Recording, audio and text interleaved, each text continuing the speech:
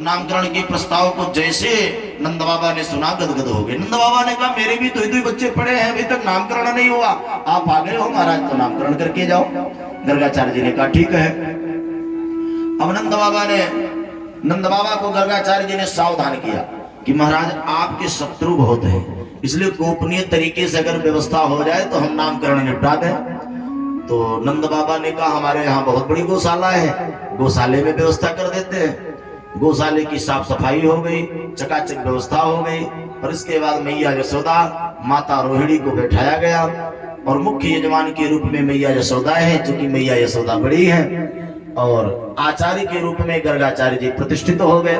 तो पहली बारी किसकी है भाई? बड़ी तो मैया यशोदा है। तो मैया यशोदा ने सोचा जब तो पहले बाबा की परीक्षा लूं, असली है या नकली। असली नकली की परीक्षा में क्या करूं? बोले जो रोहिणी का बेटा है वो मेरे बेटे से बड़ा है और बड़ी मैं हूं, तो रोहिणी के बेटे को लेकर बैठ जाऊं। तो रोहिणी नंदन को लेकर के मैया यशोदा बैठ गई। अगर बाबा असली होगा तो इसे बढ़िया स्वर्ण मुद्रिका दक्षिणा में दे दूंगी।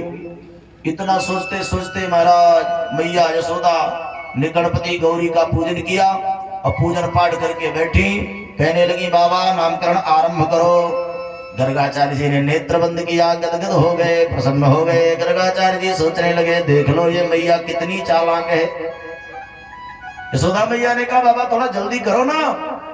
गर्गाचार्य जी ने कहा गिरी मैया अयम ही रोहिणी पुत्रो रमयन सुहृदो जनई अवाख्यास्यते राम इति बलाधिक्याद बलम विदो।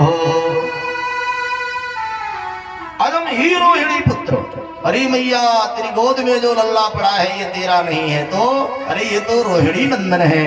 अच्छा मैं इसका नाम रखता हूं राम। राम किसे कहते हैं? बोले योगी नाम हृदय रमन्ते इति रामा, जो नित्य प्रति योगियों के हृदय में रमण करता हो उसी को राम कहते हैं।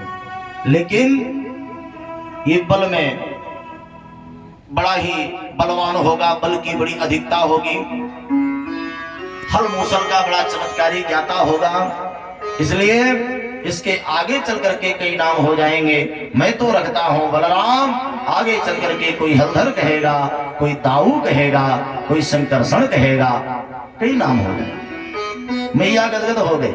मैया ने तुरंत स्वर्ण मुद्रिका को उठाया, बाबा को दक्षिणा में भेंट चढ़ा दिया। बाबा को दक्षिणा दे दिया और दक्षिणा देकर के महाराज प्रणाम किया। अब यशोदा नंदन की बारी है। अब यशोदा नंदन को लेकर के जैसे बैठी, तब तो महाराज बाबा आए थे नामकरण करने को। बोले गोदी में पड़े पड़े लल्ला को देख अपना ही नाम भूल गए। बाबा ने सोचा ये तो अनर्थ हो गया, किसका नामकरण करने चला है?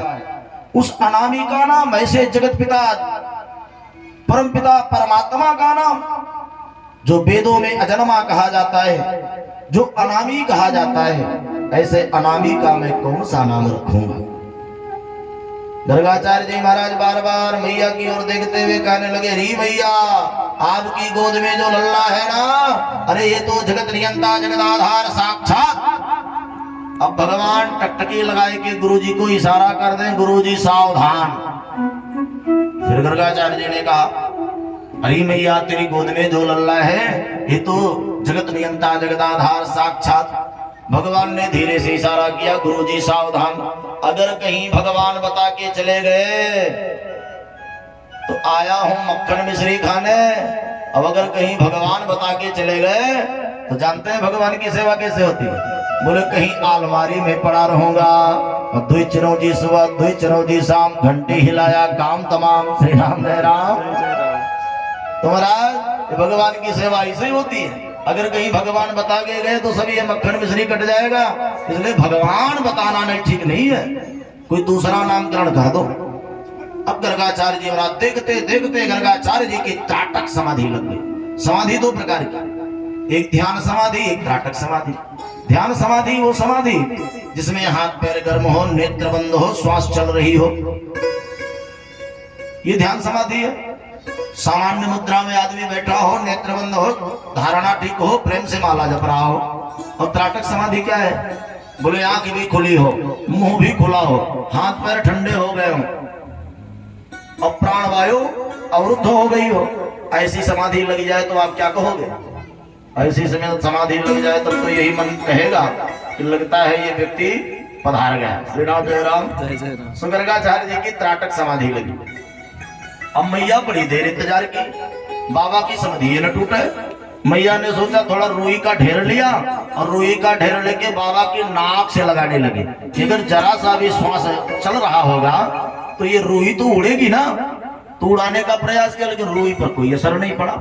बाबा की नाड़ी पकड़ ली, महाराज नाड़ी भी अवरुद्ध है, कुछ नहीं चल रहा। अब मैया इतना घबराई, हे भगवान अगर पधार नहीं था आपको तो क्या हमारे अंगना मिला था? कहीं दूसरी जगह पधार गए होते। इतने में मैया खड़ी हुई, बाबा के पीछे जाए करके दोनों कंधा पकड़ लिया, कंधे को पकड़ के जोर से झकोरा दिया। झकोरा देते ही गर्गाचार्य जी साहब, क्या हुआ मैया?